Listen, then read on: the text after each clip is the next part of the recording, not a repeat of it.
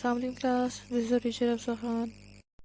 अभी तक जो हमने पढ़ा है उसके अंदर यही हम जो एज्यूम कर रहे थे वो ये था कि जो इम्पोर्ट टैरिफ लग रहा था कि एक चीज़ इंपोर्ट कर रहे उसके ऊपर टैरिफ लग गया, उसका जो इम्पैक्ट था वो आपकी दोनों डोमेस्टिक और फॉरेन जो गुड्स आप इंपोर्ट कर रहे हैं दोनों पर सेम था।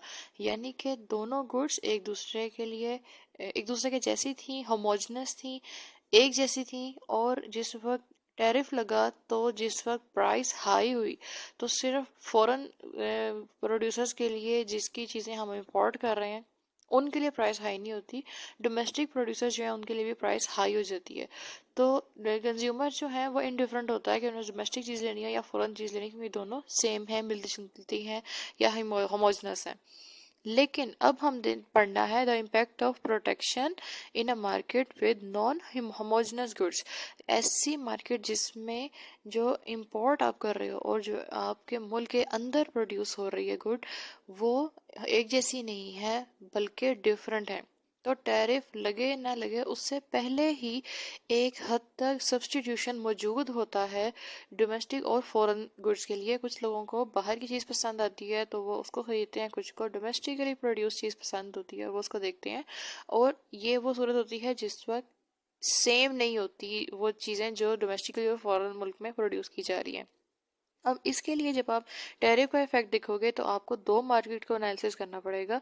आपने सिर्फ इसका पैराग्राफ जहाँ पर विच इट इज़ लेवर्ड तक निशान लगा हुआ है बस वहीं तक इस पैराग्राफ को करना है। उसके बाद हम आगे केस स्टडी नहीं करनी, हमने अब नेक्स्ट डायग्राम पे जाना है जो नेक्स्ट पेज पर है।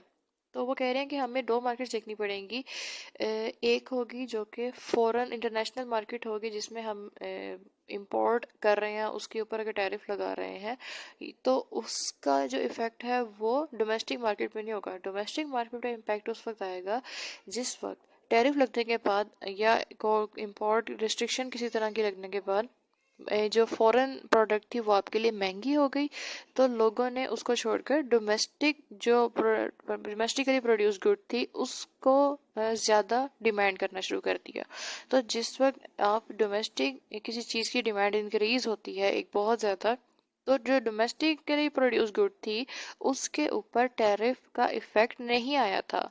ना ही डोमेस्टिक जो प्रोडक्ट थी उसकी प्राइस हाई हुई थी टैरिफ लगने की वजह से। लेकिन जिस वक्त बाहर की प्रोडक्ट महंगी हुई, लोगों ने डोमेस्टिक प्रोडक्ट की डिमांड बढ़ा दी, उस वक्त डिमांड इंक्रीज आने से जो डोमेस्टिकली प्रोड्यूस्ड गुड होती है उसकी भी प्राइस में इंक्रीज आ जाता है। तो जो टैरिफ के बगैर भी आपकी जो डोमेस्टिकली प्रोड्यूस गुड है वो इंक्रीज हो जाती है उसकी प्राइस। अब ये आपकी नेक्स्ट पेज पर डायग्राम है, ये करनी है हमने और इसके जो नीचे इसकी एक्सप्लेनेशन है वो देखनी है। आपके पास जो यहाँ पर दिया हुआ है टू पैनल्स हैं। जो पैनल ए है उसके अंदर आपकी डोमेस्टिक गुड की मार्केट है और जो पैनल बी है उस पे है आपकी फॉरेन गुड की मार्केट। अब इसको वन बाय वन देखते हैं। इस डायग्राम के नीचे जो एक्सप्लेनेशन दी हुई है अगर आप सिर्फ वही कर लें तो आपके लिए इतना ही काफ़ी होगा। अब इसको आप समझ लें कि किस सीक्वेंस में चेंजेस आएंगे।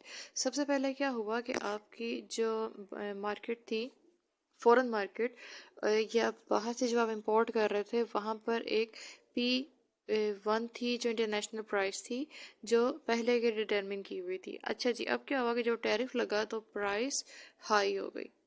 ठीक है, प्राइस हाई होने से क्या हुआ कि आपकी जो डोमेस्टिक मार्केट में डिमांड थी वो इंक्रीज हो गई सेम प्राइस के ऊपर। डी डैश डी डोम का मतलब है डोमेस्टिक डिमांड और डी डैश का मतलब है ये जो है शिफ्ट हो गई है राइटवर्ड डिमांड। इससे क्या होगा कि आपकी जो डोमेस्टिक मार्केट है उसके अंदर जो प्राइसेस हैं वो हाई हो जाते हैं। ये देखें, इस पैनल के अंदर जो डोमेस्टिक आपकी प्राइसेस थी वो हो गई हाई, पी नोट से पी वन हो गई। जब प्राइस हाई होती है तो डोमेस्टिकली जो सप्लाई थी वो भी इंक्रीज होगी और क्यू नॉट से क्यू वन आपका नया इक्विलिब्रियम आ गया। अब क्या हुआ कि जब डोमेस्टिक मार्केट में प्राइस ज़्यादा हो जाती है तो जो फॉरेन गुड थी उसके लिए जो डिमांड है वो इंक्रीज होती है और वो शिफ्ट हो जाता है आपका डिमांड कर्व डी से डी डैश टी की तरफ। टी का लगाने का मतलब क्या है कि टैरिफ लगने के बाद जो डिमांड कर्व है। अब क्या होता है कि एडजस्टमेंट्स होती हैं साइमल्टेनियसली दोनों मार्केट्स में, डोमेस्टिक और फॉरेन मार्केट्स में, और ये इस वजह से हो रही हैं क्योंकि दोनों गुड्स जो हैं वो होमोजेनस नहीं है। और जब टैरिफ लगा है तो ये नहीं हुआ कि दोनों के लिए प्राइस इकट्ठे ही इंक्रीज हो जाए, बल्कि एक की अलग मार्केट है, दूसरे की मार्केट अलग है, और दोनों पे अलग अलग एडजस्टमेंट्स हो रही हैं। इन दी एंड क्या होता है कि आपके पास जो न्यू इक्विलिब्रियम है वो अचीव होता है डोमेस्टिक मार्केट में जहाँ ई डैश बना हुआ है, और फॉरेन मार्केट में जहाँ पर आपके पास पी इंटरनेशनल आपके पास जो प्राइस है और डी डैश वन इस प्राइस लाइन को जहाँ पर इंटरसेक्ट कर रहा है। अच्छा जी, अब क्या होता है, अब आपने देखना है कि कंज्यूमर जो है वो किस हद तक अफेक्टेड होते हैं इससे। जो आपके पास है पैनल ए, इसके अंदर आपको पता है कि कंज्यूमर सरप्लस क्या होता है, area below the demand curve above the price. ये आपका था इनिशियल डिमांड कर्व का एरिया, और ये आपकी थी पहली प्राइस। तो इसके नीचे जितना भी एरिया था वो सारा था consumer surplus, area above the price और below the demand curve up to the quantity produced. अब क्या हुआ है कि आपके प्राइस हाई होने से ये जो आपकी प्राइस है वो शिफ्ट हो गई है। तो ये सारा एरिया जिसको वो कह रहे हैं A dash B dash C dash, और आपके पास वो आगे कह रहे हैं डी डैश,